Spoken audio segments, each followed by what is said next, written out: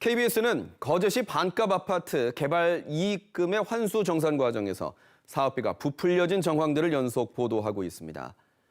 사업자가 제출한 자료를 토대로 회계 검토를 거쳤기 때문에 문제가 없다던 거제시가 애초에 사업자에게 추가 자료 제출을 요청했던 것으로 드러났습니다. 즉, 자료가 부실했다는 것을 이미 알았다는 것인데요. 사업자는 이를 거부했고 결국 거제시는 받은 자료로만 정산을 끝냈습니다. 이대환 기자의 보도 먼저 보시고 자세한 내용 직접 들어보겠습니다. 병광용 거제시장은 반값 아파트 사업에 대한 경상남도 감사보고에서 일부 잘못을 인정하면서도 최종 정산은 똑바로 됐다고 해명했습니다. 토지 매입비와 학교 용지 매입비에 대한 부분은 검토가 미흡했던 사실은 있었습니다. 회사가 제출한 재무제표 및 세무조정 계산서를 바탕으로 정산한 결과 환수할 금액은 없었습니다. 거제시가 사업자의 재무제표 등을 토대로 공인회계사를 통해 정산한 결과 돌려받을 돈은 없는 것으로 나왔다는 겁니다. 하지만 전문가들은 사업자의 재무제표만으로는 실제 사업비를 부풀렸는지 밝혀내는 건 거의 불가능하다고 말합니다.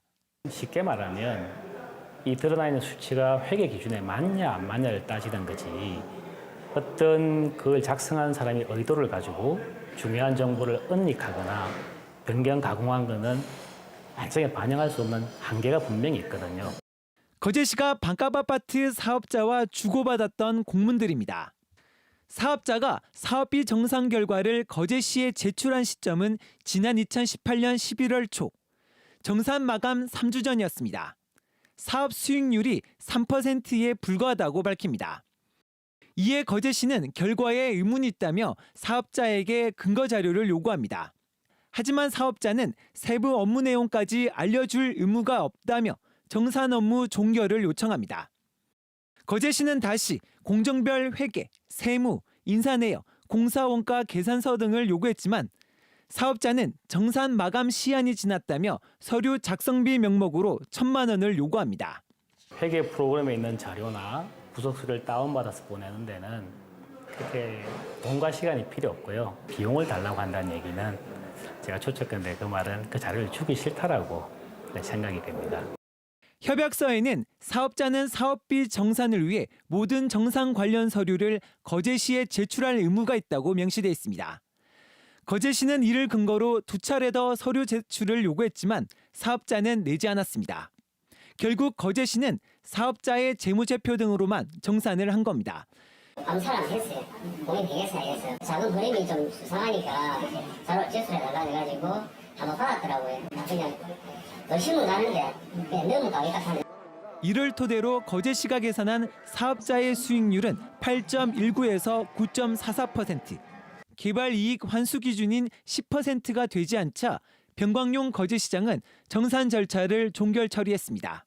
뭔가 문제가 있다는 사실에 대해서는 인식을 하고 있었던 것으로 보여요. 따라서 그 일부 허위 부분에 대해서도 그 인식이 없지 않았을 것으로 보입니다.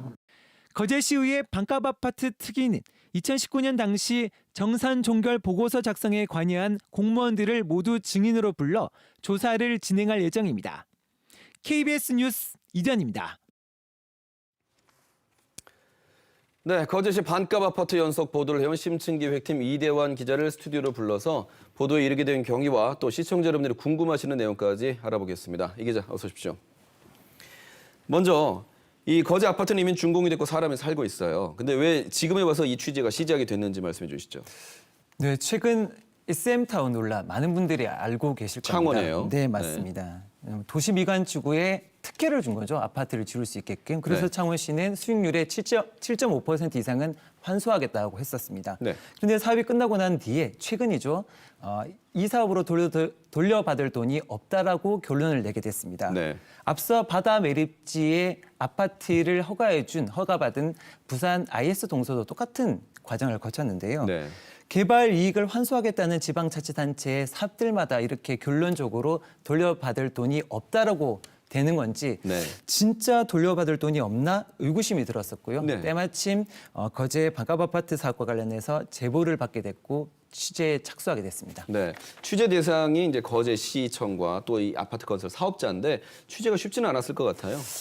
이번 취재 한 2달 정도 걸렸는데 네. 상당히 좀 긴 시간을 저희가 투자를 했었습니다. 네. 일단 사업 구조를 아는데 좀 어렵고요. 예. 사업자가 돈을 어떻게 썼는지 사실 회사 내부자가 아니면 파악하기 힘들거든요. 네. 그런데 다행히 올해 초에 사업자 주주 간의 분쟁으로 내부 자료가 유출됐고 네. 그 자료를 저희가 받았는데요.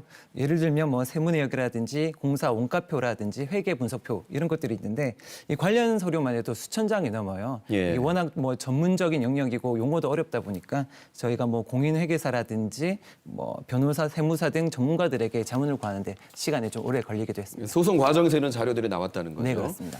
지금 오늘 5번째 보도가 나갔는데 그동안의 뉴스 내용을 좀 정리해 주실까요? 뭐 간단하게 말씀드리면 3가지인데요. 저희 팀은 뭐 경상남도 감사에서 거제 씨가 이익금 환수 명령을 제대로 이행하지 않았던 점, 네. 그리고 이 과정에서 사업비 검증을 꼼꼼하게 해야 될 공무원들이 오히려 사업자에게 유리하게 허위 공문서를 만들어서 제출했다는 점, 예. 그리고 사업자가 골재 비용 등 공사비를 부풀려서 개발 이익을 낮추려 했다는 의혹 등을 모두 5차례에 걸쳐 짚어드리기도 했습니다. 네. 자, 근데 우리가 보통 이 계약서를 쓰면 이 거짓일은 갑에 해당하고 네, 맞습니다. 건설 사업자는 을에 해당하지 않습니까? 네, 네. 근데 방금 앞서 보도도 보셨지만 거제시가 사업자에게 자료를 달라고 요청을 해요. 근데 거제시의 요청을 거절하죠, 사업자는. 어떻게 보면 갑과 을이 좀 바뀐 모양새인 것 같은데 왜 이렇게 거제시가 끌려가는 겁니까? 앵커님이 보시기에는 네. 행정기관이 사업자에게 가장 힘이 쓸 시기가 언제라고 보세요? 준공 승인을 내주기 직전 아닐까요? 맞습니다. 네. 원래 사업비 정산하려고 했었으면 정확하게요. 네. 준공 승인을 내주기 전에 정산을 했었어야 되는데 네. 거제시는 오히려 반대로 했던 거죠. 사실상 사업이 끝나가는 마당에 사업자가 더 이상 거제시의 네. 눈치를 볼 필요가 없게 된 겁니다. 뭐 사업자와 거제시 간에 모종의 관계가 있었는지 지금으로서는 알 수가 없지만 네. 거제시가 굉장히 유리한 조건, 형국에서 할 수 있던 사업 조건들을 포기했다는 그렇게 볼 수밖에 없는 거죠. 준공 승인을 먼저 내줌으로 네, 인해서 맞습니다. 스스로의 지위를 포기했다는 말씀이신데, 자 그러면 후속 보도를 뭐 계속 하는 거죠? 네, 맞습니다. 네, 이번 취재를 하면서 좀 느낀 점이 있다면요. 이번 경우는 좀 운이 좋았다고 할까요? 앞서 말씀드린 것처럼 네. 내부 자료를 저희가 입수하기가 상당히 네. 쉽지 않은데 대부분의 사업들은 그렇지 못하거든요.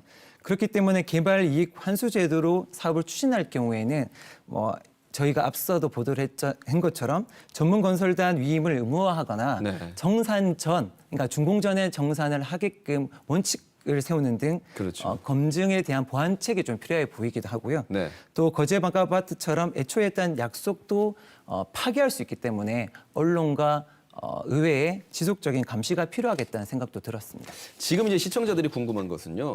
아파트를 지으면서 진입도로를 만들고 이 진입도로의 비용을 초과이익 환수금으로 쓰려고 했는데 돈이 없다고 하니까 이거를 이제 지방채를 발행해서 세금으로 충당한 거 아니겠습니까? 네, 맞습니다. 뒤늦게라도 만약에 개발 입김이 있다면 이거를 환수할 수 있습니까?